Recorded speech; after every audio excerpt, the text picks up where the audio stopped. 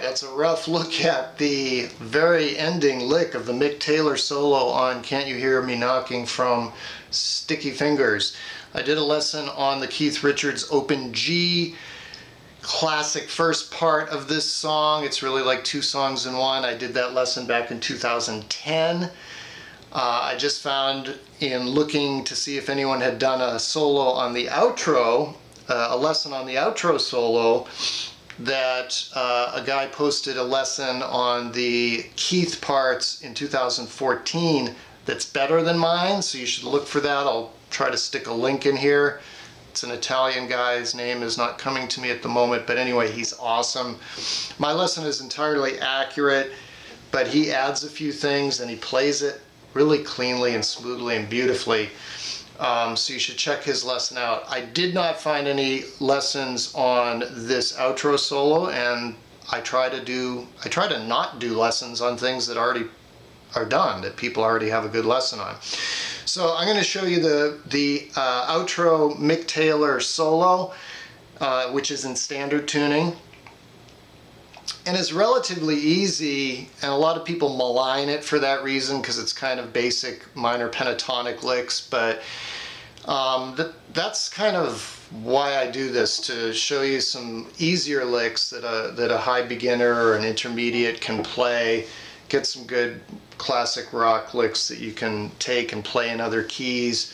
These are in D minor pentatonic for the most part, but you can move to the fretboard to the 5th position and play them in A minor pentatonic, or the 3rd position and play them in G minor pentatonic, depending on the key of the song you're playing when you're jamming with your friends or what have you. Alright, so Mick Taylor did play this on a Les Paul. I don't have a Les Paul. If you want to send me one, I'll give you my mailing address. The cocked wah setting on this Esquire gets that darker, chunkier, thicker, richer Les Paul humbucking type tone. I'm playing the Marshall setting on this THR5 with some hall reverb. There's a lot of reverb on the original. Okay, that should answer most of the questions people will have, hopefully. We're up here at the 10th fret. The horn solo part is like...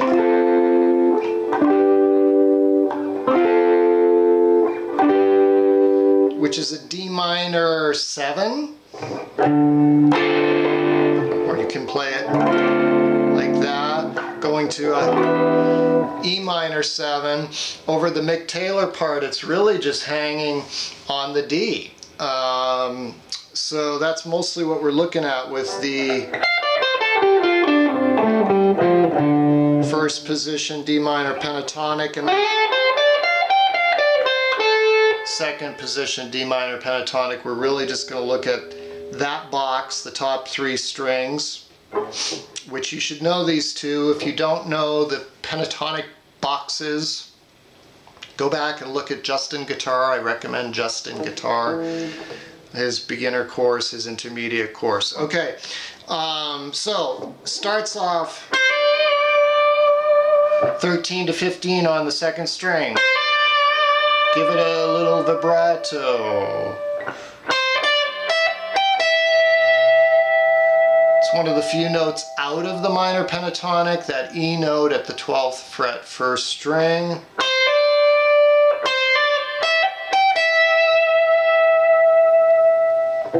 He does a little other stuff with these notes in the very background, but these are the first 2 licks that really stand out. And they're sweet, right? They're kind of wistful. Alright, then he comes down to the 3rd string, 12th fret, and does a pre-bend. In other words, you bend the note before you strike it. So you bend that note up, and then and he just does that one little moaning little note, and then he plays the full lick. A couple of beats later, he goes... So that's bending that 3rd string, 12th fret, striking it, releasing it, pulling off to the 10th fret, 3rd string. It's hard to play slowly.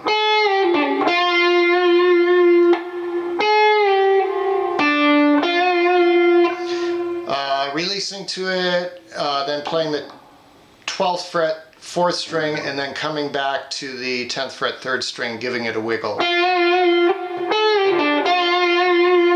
This is a motif, it's a recurring lick throughout the solo, so you want to master that pre-bend.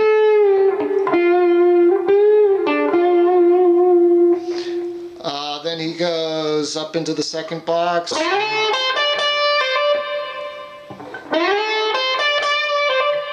So there's like a hammer on and then he cuts it, so then the reverb echoes it. So 3rd string 14, and then 2nd string back and forth 13, 15.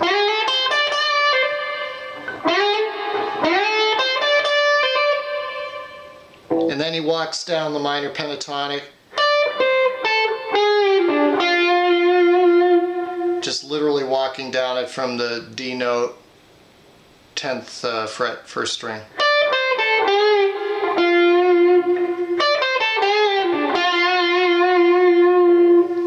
Okay, the next lick is one of those repeating licks, and maybe because there's a lot of repetition in this solo, maybe that's one of the reasons people don't like it, but repetition can be powerful, right? You can play it at the 2nd box. So it's just... I think it repeats like 8 times. You can play along with the record to hear how many times he repeats all these things. But I think it's easier to play it at the 1st position because of the way you come out of that lick.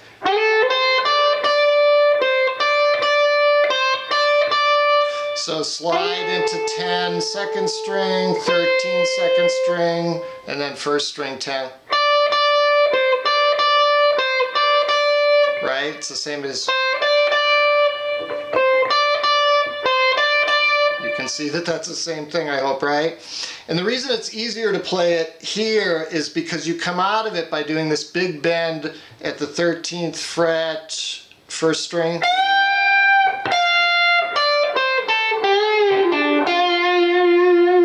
Again, just walking down the same way we did just a minute ago, but starting it with that big bend at the 13th fret. So it's a bend and a release. You see how that little bend thing there at the end is a motif in the solo. And then, trying to remember what's next, I think he goes...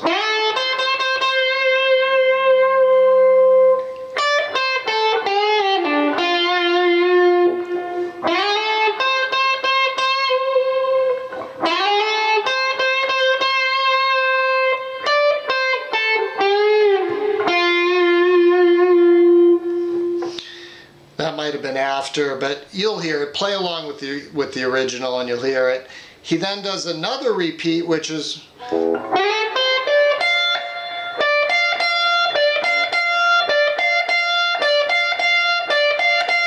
which you can play like this.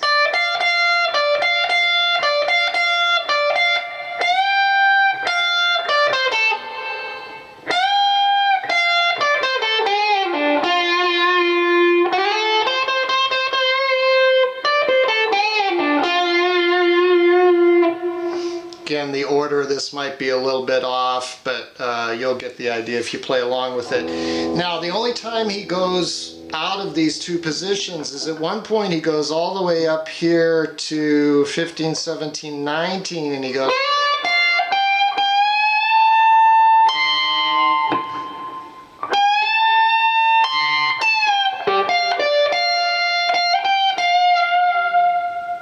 and then he goes...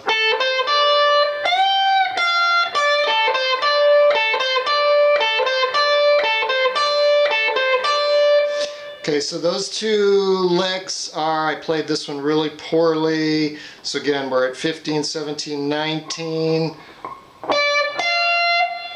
So 19, 18, 20, you're going to bend 20 a full step and then play that unison underneath it, 1st string, 20th fret.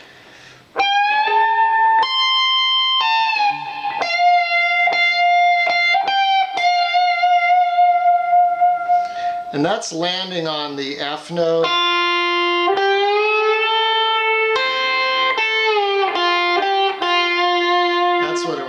like down there. And we've done this.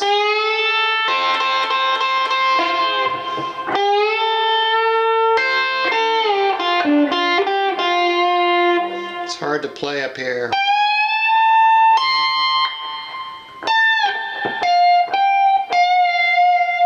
And it resolves on that F note, which would be at the 15th, 17th, 18th fret. And again, we're over a D minor 7, which has an F note in it. So that's why he goes up there. It's the only one that's out of that. And then he comes back and he goes.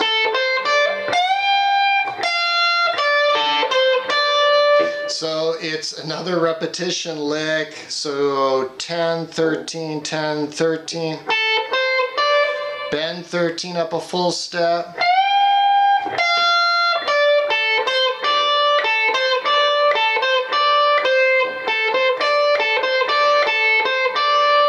And then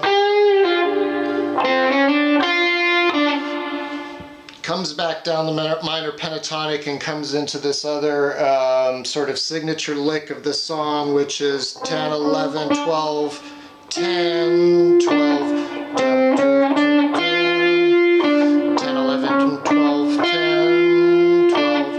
And then after he's played it a few times, he starts doing a double stop of the 10th fret, 2nd and 3rd strings. And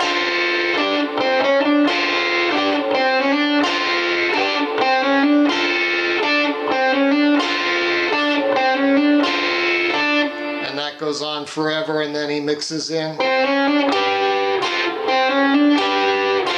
the double stop at the 12th fret, 3rd and 2nd strings.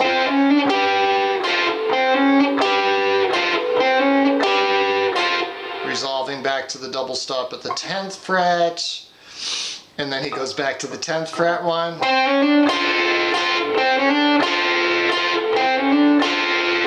the horns start really picking up at this point. And then the last bit of the double stop thing, which people I've seen cover this a lot of times miss, is he does start playing, bringing in the first string, so it's.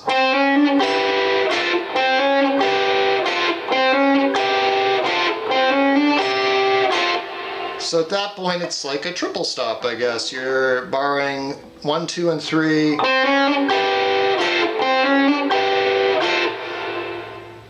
And so that keeps building, building, building, building. And then finally he does that ending lick, which is sliding on the 6th string up to the 10th fret, playing the 9th fret 5th string with your first finger. So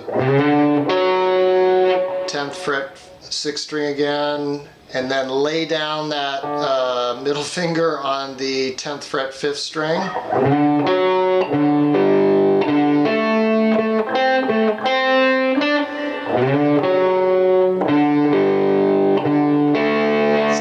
Because you do have to bring in your pinky on the 12th fret, 5th string. 9,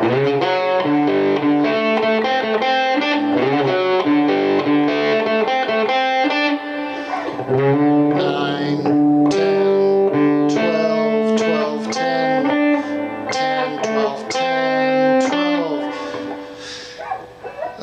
10, 9, 10, 10, 10, 12, 12, 10, 12, 10, 12.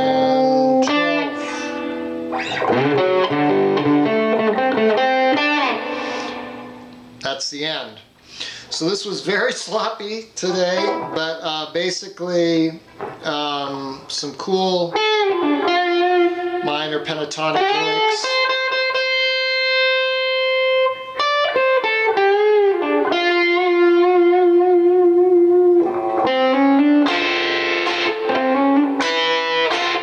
Some fun stuff. Play around with it. Thanks for joining me.